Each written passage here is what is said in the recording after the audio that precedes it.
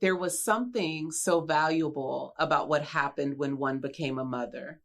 For me, it was the most liberating thing that ever happened to me. Liberating because the demands that children make are not the demands of a normal other. The children's demands on me were things that nobody ever asked me to do. To be a good manager, to have a sense of humor, to deliver something that somebody could use. And they were not interested in all the things that other people were interested in, like what I was wearing or if I was sensual. Somehow, all of the baggage that I had accumulated as a person about what was valuable just fell away. I could not only be me, whatever that was, but somebody actually needed me to be that. If you listen to your children, somehow you are able to free yourself from baggage and vanity and all sorts of things and deliver a better self, one that you like. The person that was in me that I liked best was the one my children seemed to want. From Toni Morrison and Motherhood, A Politics of the Heart.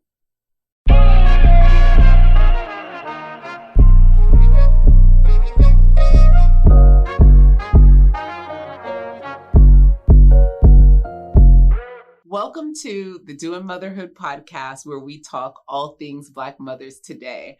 So this is our short form episode, the critical analysis that accompanies our episode about maternal mental health. And we are now at the end of May. So I want to wrap this conversation up in a way that helps us delve a little bit deeper into what it looks like when we don't have our mental health balanced, how it affects mothers, how it affects their children.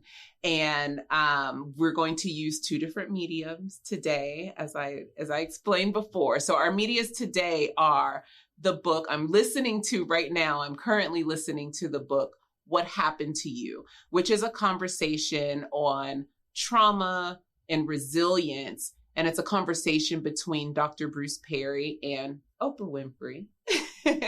And the second media that we're going to be taking a look at today is Toni Morrison's documentary, The Pieces I Am. And so that's going to just help us get a little bit deeper into what it looks like when our mental health is not balanced. Starting with what happened to you. So what I really like about this book is that what happened to you is a reframe of the question that a lot of people who struggle with mental health imbalance is, what's wrong with me? Or they're hearing from other people ask them, what is wrong with you? And this conversation takes a look, and it gets a little scientific, but it takes a more of a holistic approach at looking at what happens when people have those mental health imbalances that are in no way, shape, or form their own fault, if you will. And so in this particular book, the story that I would like to really kind of look at is a conversation that they have about Dr. Perry when he was younger and starting out as a psychologist and a researcher. He was involved with a family in which the mother had been, she had a long history of being abused, and she had become a child in the foster care system, a child that was neglected, a child that she did not see much love. And so as she grew older, she started to use drugs to help, self-medicate and numb her way through life. She has a daughter of her own. And then, of course, the system gets involved. And that's how Dr. Perry came in to work with them. And so one specific incident that he shares in the story, I just want to point out, is that we often tell women, or we often tell people, if you're having a hard time, if you're struggling, reach out, get help, right? And so this is a woman who was in a system that is supposed to help. But what he found was that as her daughter had been taken from her because she was not healthy.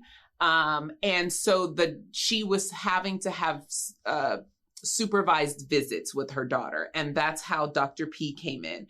And the woman whose home the daughter was in was also a part of this conversation, right? And so what Dr. Perry observed in this is that the colleagues of his that were supposed to be, so we're talking about the social workers and we're talking about the case managers, he noted how they were more willing to criminalize the mother for her attempts. And maybe her attempts were a little off base. They weren't the healthiest attempts to show love to her daughter. But as he pointed out, that it was the only way she knew to give love. So apparently the daughter was diabetic, and when the caseworkers saw that the mother was bringing candy to her, rather than teaching her why that was detrimental and not healthy to her daughter, they wanted to just punish her. And so the foster mother who was taking care of the daughter had to step in and advocate for this young mother and say, if you want her to learn how to love, we have to show her love. And it's such a subtle but powerful message that she gives there, because again, we're talking about someone who already has some mental health imbalances. She grew up in a system that did not allow her to be mentally healthy, stable, safe, right? And so now her life does not look like it's mentally stable and safe. And she has a daughter that she's been having a difficult time taking care of, but she's making the effort. And if these are the people who are charged with helping her find that mental balance or that mental health balance, they're not doing the job. They end up failing the entire family if they don't take an approach that teaches her rather than punish her. And so again, just in thinking about, and again, we hear the story of this mother. This is what she came into as a child herself, not having that. And so we can only imagine, and I don't know her backstory completely, but we can only imagine that the people who were in charge of her care were probably not balanced. You know, they probably didn't have a balanced mental health life. And so this becomes a cycle that's just perpetuated and perpetuated and perpetuated. And so we talk about generational curses. We talk about those generational patterns or those family patterns that we need to break. And most of the time we find that that is all wrapped up in how mentally healthy we are or can be. I bring us to the piece by Toni Morrison, her documentary, The Pieces I Am, where she speaks specifically to being a single parent. And there's an interview where she is asked by a journalist, he noted that her husband divorced and left, and that she was left to take care of 2 children alone. And I have to say that I was so shocked at this moment in the documentary because for one, I just really didn't think that there would be a way that I would directly identify with Toni Morrison outside of like her writing, right? But when he asked, how was it taking care of 2 children on your own?